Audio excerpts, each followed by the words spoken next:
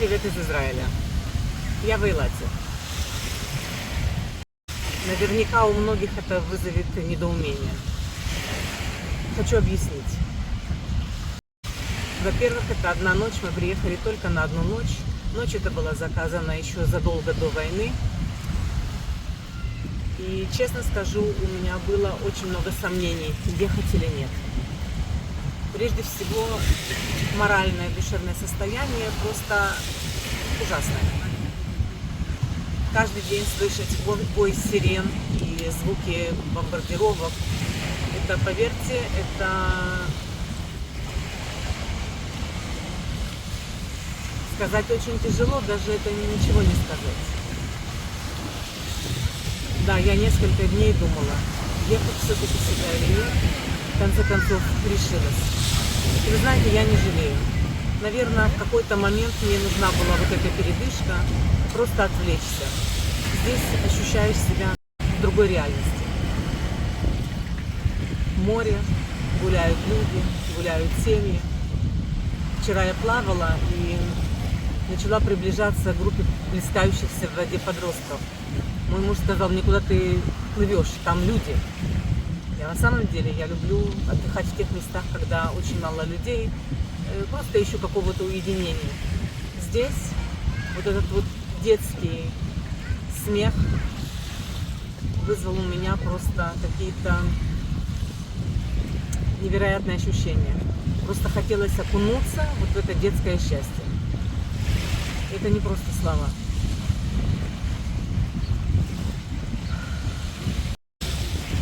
Знаете, я хочу, чтобы каждый спросил себя, особенно те, кто пишет негативные комментарии и выступает с лозунгами, что Израиль агрессор, хотите убивать мирное население. Я хочу, чтобы вы спросили себя, почему вы не знаете, что 70% жителей Газы проголосовало за Хамас. То есть 70% это хамасники, 30% это мирное население. А еще я хочу, чтобы вы спросили себя, почему вы не знаете, что Палестина была названа Палестиной Адрианом, римским императором. И он название это, Палестина, дал Иудее, когда эту страну не населяли арабы. Арабы пришли позже, с Ассирией, с мамлюками. Когда Палестина стала Палестиной, еврейское государство, Иудея, Палестина это была Иудея, это израильское государство было.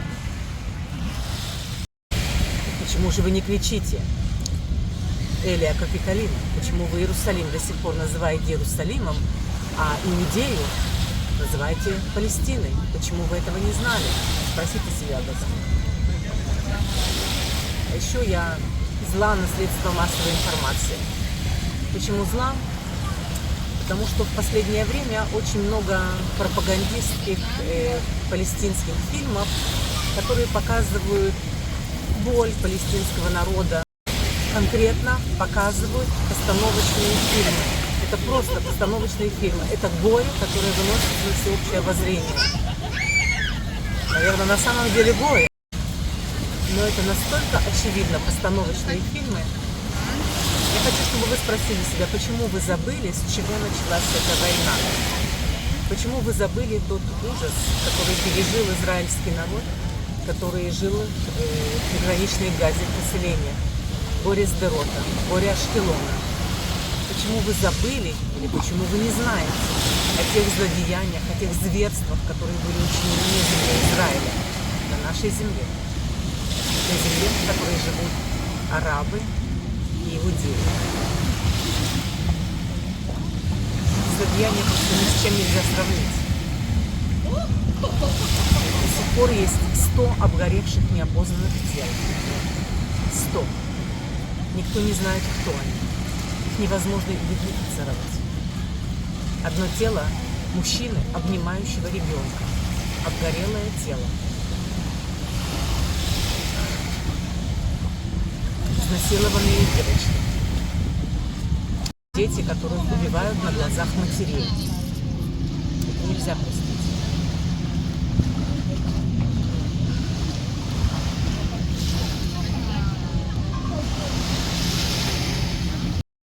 я зла на средства массовой информации, потому что есть вещи, которые просто не афишируются.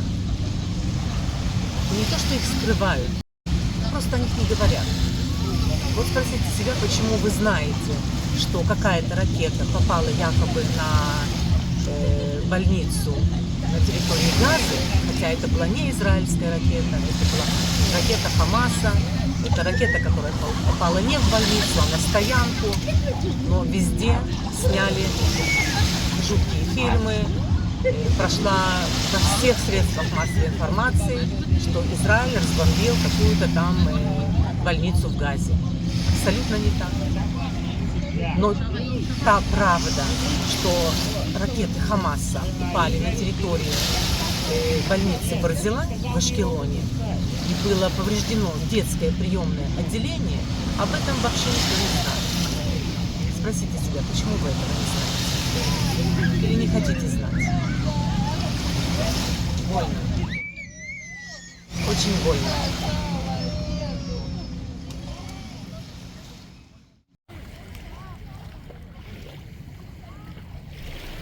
Эйлат из города-курорта, города-праздника, превратился в спальный район. Здесь пережидают войну семьи, эвакуированные из южных районов страны. Обычно здесь звучит музыка, молодежь развлекается, занимаясь водными видами спорта, жизнь кипит.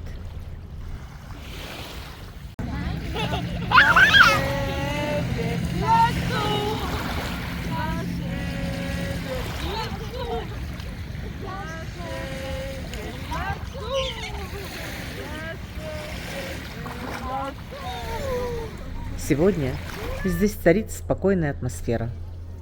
Несмотря на бархатный сезон, людей на пляже совсем немного. В основном это мамы с детьми. Большее количество номеров в гостиницах занято эвакуированными семьями. Их пребывание в гостиницах Эйлата субсидируется муниципалитетами эвакуированных населенных пунктов и государством.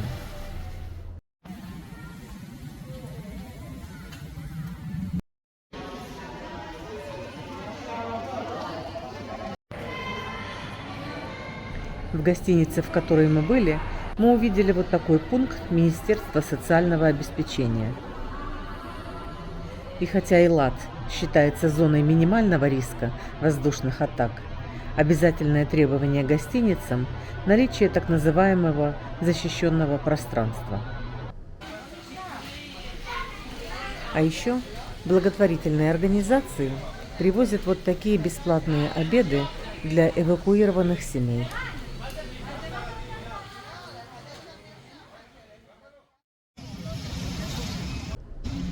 Всем мира!